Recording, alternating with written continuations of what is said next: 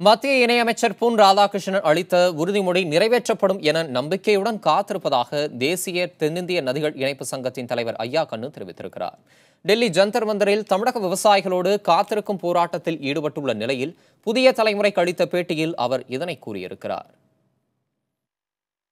மாண்புமிகு மத்திய அமைச்சர் பொன் ராதாகிருஷ்ணன் அவர்கள் எங்களுக்கு நிதியமைச்சரிடமிருந்து நாங்கள் தேசியமயமாக்கப்பட்ட வங்கியிலே வாங்கிய கடன் சம்பந்தமாக ஜப்தி நடவடிக்கை இருக்காது, நகையெல்லாம் ஏலமிட மாட்டார்கள் என்ற உறுதிமொழி கடிதத்தை வாங்கி தருகிறேன் என்று கூறியிருக்கிறார்கள். எங்களுக்கு இன்றைக்கு நாளையும் காத்திருப்போம். எங்களுக்கு அதற்குள் கிடைத்துவிட்டால் மனநிறைவோடு